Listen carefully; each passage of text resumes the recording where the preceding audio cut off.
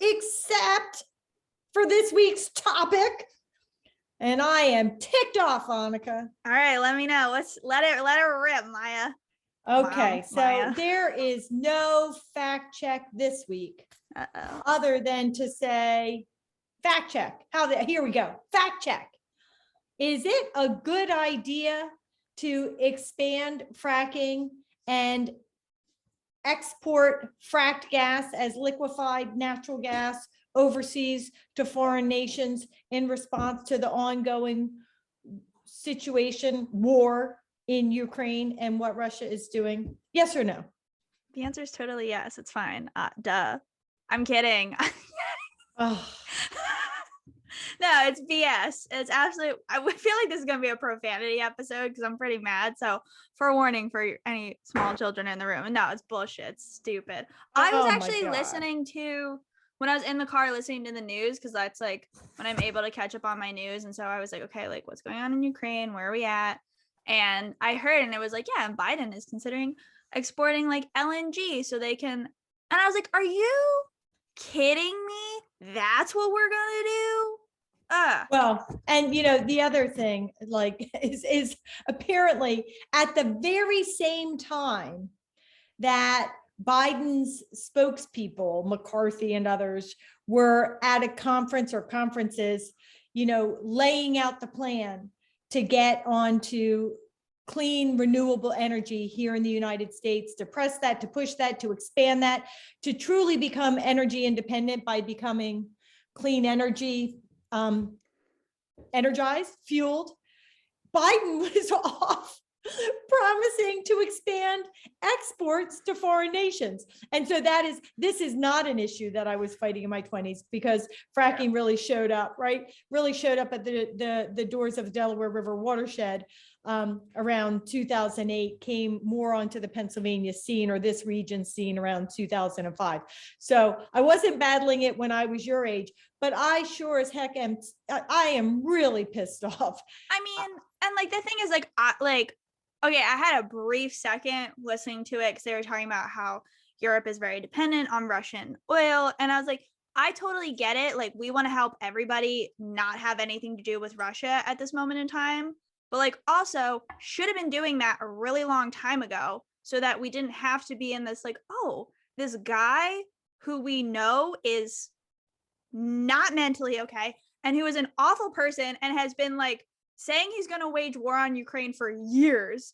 And like now that it's happening, we're like, oh, so I guess we got to get off the oil, but like we can't because we didn't build a green infrastructure. So like, let me ship this out to you, which also like we've been shipping out natural gas and oil to Europe for like a really freaking long time. So it's not like this is some new thing either, but now everybody knows about it because of Ukraine.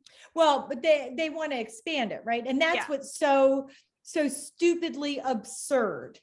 To put in place the infrastructure to expand LNG exports to foreign nations will take years.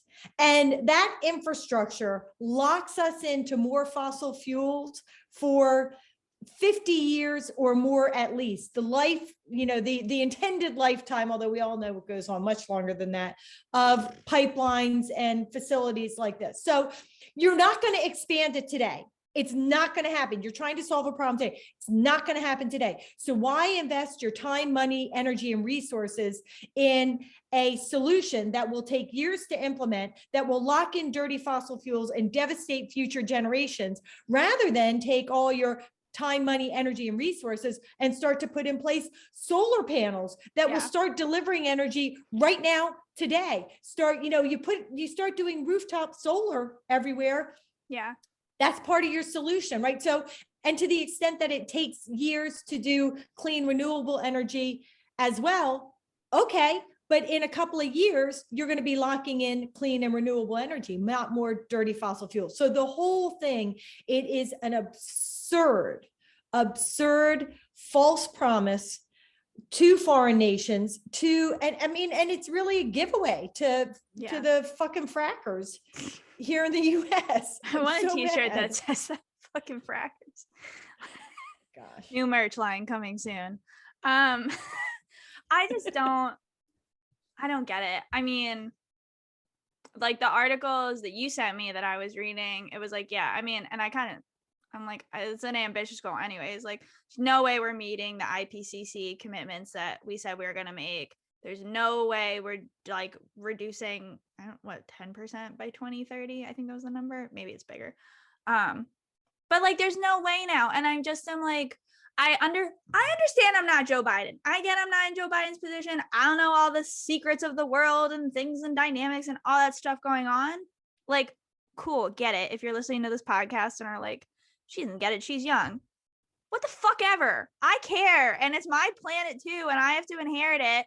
And like, I would prefer, exactly like you said, like, can we please be doing things to not keep doing natural gas, to not keep giving these fucking frackers like this excuse to be like, see, and this is why we need oil and gas, because when we're in a crisis, what's the one resource you all are vying for? Oil and gas. And this is why we have to expand it in America, because Russia's no longer an option, which like Russia should have stopped being an option forever ago. But we all also know that there's somebody who still is buddy with Putin and who isn't president. Oh my God. What is the deal with Donald Trump? Did you see? Like, did you see he's asking Putin to like release, I really hate Putin, to release like dirt on the Bidens, which I'm like, what is this? What is happening? No, and then you still have his buddy politicians, or maybe they're not his buddies, but they're just not brave enough to stand up to him, to Donald Trump, who just keep bending over and kissing his feet. It's like, you picked a nice body part. I know I did pick a nice body part. I'm right. It's like, the thought of Donald Trump's ass sticking out was just too much for me. Do you guys remember that that statue? I think it was during the election. Someone made like a paper mache statue of like a naked Donald Trump. It's really realistic, but like, yeah, it's like the really like gross, like saggy ass. Oh my gosh. And like, it's gross for him. Like, I love all bodies are beautiful, but I hate Donald Trump, so I'm not gonna say that about him. But like, I just don't, it's just weird. And like, all these, like Tucker Carlson and all those people that are, well, like, the thing is it's more like you communists. Really do.